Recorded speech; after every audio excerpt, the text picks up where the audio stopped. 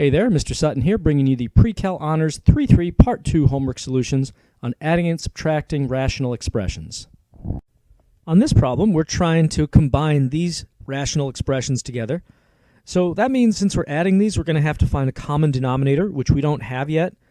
Because these are binomials, we're going to have to factor these down to see what the factors actually are that we're going to need in our LCD. So for this first one right here, I can take out a 9. That leaves me with x plus 5. And for this next denominator, it looks like I can take out a 6 from both of those, leaving me with an x plus 5. So for my LCD, let's first look at these coefficients, 9 and 6. So looking at the larger of the two, 9, does 6 go into 9? It does not. So let's start taking multiples of 9 until we find something 6 does go into. Well, 18 is the next multiple of 9, and 6 goes into 18. So then we have an LCD of 18 at the very least, and there's going to be some other stuff, but 18 takes care of the 9 and the 6. Looking at the other factors in the denominator, we have this x plus 5 that actually appears in both of them. So we're definitely going to need an x plus 5 in our LCD. And I only need a single x plus 5 because you won't only need more than one if x plus 5 was being squared or something like that in any of our denominators. Since it appears at most ones, we just need a single one of those for the LCD. All right, so that's the LCD we're trying to get for each of these fractions. So for this first fraction, to get 18x plus 5 down here, well, I've already got the x plus 5. I just need to make 9 into 18. So I can do that by multiplying by 2 over 2. And basically just multiplying by 1, but this legally gets me an 18x plus 5 down there. And then for my next fraction, I've already got the x plus 5 there, but to make this 6 and 18, now I need to multiply by 3 over 3. So actually multiplying all that out, for this first collection of things, in the numerator we're going to end up with 4. In the denominator we have our LCD that we were trying for, 18 parentheses x plus 5. And for our next fraction, in the numerator, 7 times 3 gives us 21. And downstairs, we again have 18 parentheses x plus 5. Since I have the same denominator now, I can combine these into one fraction with a single denominator of 18 parentheses x plus 5. And now for the numerator, we just add the 4 and the 21 together to get 25. And since 25 and 18 cannot be reduced, this is fully simplified. To get to the bottom of simplifying this one, we need a common denominator, since we're adding the fractions. So to get that, we need to first factor this denominator down on the right here, so that I can see what factors my LCD needs. So I need factors of negative 12 that add up to negative 4. So 1 and 12 doesn't work. 2 and 6 will work if we have a positive 2 and a negative 6. So x plus 2, which will be good because we have another x plus 2, and also x minus 6. So our LCD then definitely needs an x plus 2. That ends up in both of those denominators. We also need an x minus 6 to cover the x minus 6 in that second denominator. And now to multiply each fraction by whatever it needs to get the LCD, our first fraction here already has an x plus 2, but we also need this x minus 6. So I'll multiply this by x minus 6 over itself, so that I'm really just multiplying by 1, but it makes it look better so that I can add them and have a common denominator. Now this other fraction actually already has the LCD, so we're not going to change this one at all because it's already perfect the way it is. Multiplying out my first fraction though, so I've got in my numerator 4 getting distributed to x minus 6, so that's 4x, and then we have 4 times negative 6 for negative 24. And then we have the LCD downstairs, x plus 2, x minus 6, so that is what we should end up with there. That second fraction, I'm just going to leave the way it is. I'll just rewrite it so that I have it. And at this point, since I have the same denominator, I can combine these into one fraction under one big denominator with the LCD in it. And in the numerator now, I have my 4x, and I also have negative 24 plus 32, which is positive 8. But wait, there's more. We always want to check after combining fractions into one big fraction to see if we can factor and cancel anything. So in the numerator, it looks like we can definitely factor out a 4, and that'll probably give us something that's going to cancel one of our factors in the denominator. So if I take out a 4 up here, that leaves me with an x plus 2, and yep, sure enough, that cancels this x plus 2. So what's left when all is said and done, we've got a 4 in the numerator, and that's going to be over an x minus 6. To add these rational expressions together, we need to first get a common denominator. In order to see what that should be, we're going to have to factor to see what common factors our denominator is going to need. So let's see here. Just factoring the lower left here, because that's the only thing that's not factored. So I need factors of 48 that add up to negative 14.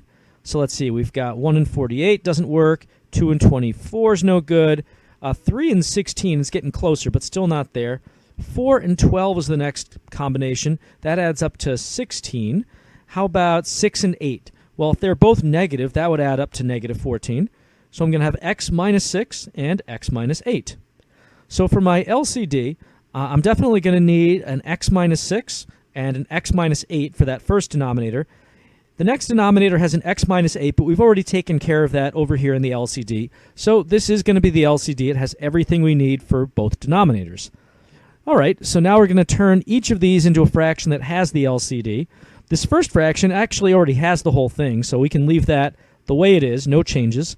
For this next fraction, however, in order to get the LCD, this fraction needs an x minus 6 in the denominator. And we can't just multiply the denominator by x minus 6. Also got to hit the numerator with one of those as well. So multiplying by this fancy form of 1, let's see what we get. So I'm going to rewrite that first fraction. That still hasn't changed. For this second fraction now, I'm going to leave the denominator the way it is. I am going to FOIL the numerator, though, multiply together. So we're going to end up with an x squared, x times x, and we've got an x times negative 6, that's negative 6x, plus a 4x. So in the middle, just combining those because I'm running out of room here, that ends up being negative 2x if I add negative 6x and 4x together. And then 4 times negative 6 gives me negative 24. And then downstairs, again, we just have x minus 6 times x minus 8. Which was kind of the whole point of doing this, so that we got the same denominator. All right, so since we have a common denominator, we can keep that as the denominator. So we just have one big numerator now with all this stuff in it. I'm going to combine like terms, though, just so I can get moving with this problem. So going from biggest to smallest degree, we have an x squared that's going to end up in here. And now I have a negative x plus this negative 2x. That gives me a negative 3x in the middle. And then we have a 6 plus a negative 24. That's a negative 18 at the end. So as I always do when I get to this part in the problem, after we add things together in a numerator, we always need to check to see if we can factor and cancel anything out. So factors of negative 18 that add up to negative 3. Are there any? Well, 1 and 18 wouldn't work. Neither would 2 and 9. 3 and 6 would work, though, if I had positive 3 and negative 6. So I could split this up into x plus 3, x minus 6. And that's important because this x minus 6 and this x minus 6 down here cancel each other out. So when the dust settles then, our fully simplified fraction will be x plus 3 over this remaining factor of x minus 8. To simplify this expression by subtracting, there's actually two ways to do this problem. I'm going to show you the more conventional approach first, which is to get a common denominator and then merge these into one big fraction. So to do that, I'm going to start by factoring that denominator down in the lower right, just so I can see what I'm dealing with for factors. So I need factors of 30 that add up to negative 11. So 1 and 30 won't work, 2 and 15 doesn't do it. 3 and 10, still not good enough, but 5 and 6 works if we have negative 5 and negative 6. So I'll write x minus 5 and x minus 6. Now the LCD is going to definitely have an x minus 5 to cover this x minus 5 here. We're also going to need an x minus 6 for those other x minus 6s. And I only need one of them because I have at most one x minus 6 in any of these denominators. So at this point, let me go ahead and multiply this first fraction by whatever it needs to get us the LCD. It already has the x minus 6. We still need an x minus 5. So I'll multiply by x minus 5 over itself. And again, I multiply by number over itself because I'm really just multiplying by 1. This is a fancy form of 1, or a FFU for short. This other fraction already has the LCD, so we don't actually have to multiply that by anything. It can just stay the way it is. All right, let's go ahead now and multiply out that first product there to see what we're dealing with. So in the numerator, I've got x times x, which is x squared, and I have an x times negative 5, negative 5x, and a negative 7 times x, so negative 7x. Negative 5x minus 7x, I'm just going to combine it off camera here. That's going to be negative 12x. And then I've got negative 7 times negative 5 giving me positive 35. In the denominator, we have just these two factors multiplied together, basically the LCD that we were trying to get. And this other fraction, I'm just going to write it again without changing it. It already has the LCD. Now that we have the same denominator, we're ready to merge the numerators by adding or subtracting them. So I'm going to write this as one big fraction over my x minus 5, x minus 6 LCD denominator. And then in the numerator, I have an x squared. I have a negative 12x, and then I have to distribute this negative here. So this is minus negative 11x. That's actually plus 11x. Negative 12x plus 11x, that's going to be negative 1x, or just negative x. And then I've got, let's see here, 35 minus 55. So that's going to be negative 20. And at this point, we have to make sure that we can't factor and reduce this any further. So are there factors of negative 20 that add up to negative 1? Well, 1 and 20 won't work. 2 and 10 doesn't work. 4 and 5 works, though. Positive 4 and negative 5. So I can actually factor that numerator into x minus 4, or x plus 4 rather, and x minus 5, because it has to add up to negative 1.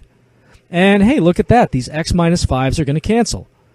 So then when all is said and done, we have x plus 4 over x minus 6. So I already showed you kind of the more straightforward, conventional way of doing this problem, or at least the way we've been doing all the other problems like this. But here's a shorter way to do this particular problem. It doesn't always work, but in this case it does. So we're going to start by factoring the denominator just like we did before. So we need factors of 30 that add up to negative 11. And let's see, 1 and 30, 2 and 15, no, 3 and 10 doesn't work. 5 and 6 works. We have x minus 5 and x minus 6. There we go.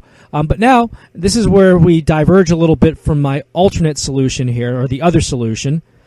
That is to actually factor the numerator. Now, normally I wouldn't bother factoring the numerator because we're just going to usually multiply it by something or add it to something anyway. So usually this is kind of a waste of time because I would just have to multiply it back out. But in this case, it actually helps us out because if you look at the numerator, we can actually factor out a negative 11 from all that. That would give us x minus 5 inside. And the reason that's important is because we can cancel out this x minus 5 in the denominator. Now, we got to be careful because we can't cross-cancel with anything in this other fraction because this is not multiplication going on, it's subtraction. But since these are in the same fraction, these x minus 5s can actually cancel. And this is kind of nice because if we look at what's left over, so we have that first fraction, and then let's see here, I'm adding negative 11, so I'm actually doing plus 11 here, over x minus 6. If we look at what's going on when we simplify that a bit, we already have the same denominator now. We weren't trying to get a common denominator, but we just kind of ended up with one just by luck of the draw. So in this case now, we can just go ahead and add the numerators over an x minus 6. And that gives us, we have an x, we have a negative 7 plus 11, so that's going to be x plus 4, which gives us the solution we got using the original approach, but a whole lot faster. In order to simplify this rational expression, I need to get a common denominator, and to see what that should be, I need to first factor these denominators to see what I'm dealing with. So let me factor both of those. For the lower left one here, we can take out an 8, leaving me with an x minus 2, and this other one I can take out a 3, leaving me with an x minus 2. Well, that works out. So we're going to find the LCD in 2 steps. Let's first deal with these coefficients, the 8 and the 3 that are out in front. So what's the smallest number 8 and 3 both go into? Well, let's start with 8. Does 3 go into 8? It does not. Next multiple of 8 is 16. 3 doesn't go into that either. Next multiple of 8 is 24. 3 does go into 24. So our LCD, we're going to have a 24 out in front. And now it looks like we're also going to need an x minus 2, and we just need to write a single one of those because we have at most one of those x minus 2s in each denominator. Now that we figured out what our LCD should be, we're going to multiply each of these fractions by whatever we need to actually get that LCD. So our first fraction, we've already got the x minus 2, but to turn the 8 into a 24, we need to multiply this by 3 over itself, and it's 3 over 3 because I'm really just multiplying by 1, which doesn't change my value. It's totally legal. Now for my other fraction, which I'm subtracting there, I've still got the x minus 2, but now this 3 here needs to become a 24. So I have to multiply that one by 8 over 8. Now let's go ahead and actually multiply these out to see what we're dealing with. 15 times 3, that's going to be 45. And we've got 24x minus 2 downstairs, which was kind of the whole point. We were trying to get the LCD. For this next fraction, 4 times 8 is 32. And again, we're subtracting that fraction. And again, we have 24x minus 2 downstairs if we multiply 8 and this 3x minus 2 out. So now that I've got the same denominator, I can combine this into one big fraction over 24 parentheses x minus 2. And I just have to subtract the numerators. 45 minus 32, that's 13. Doesn't look like I can reduce that at all, so that is as done as it's going to get.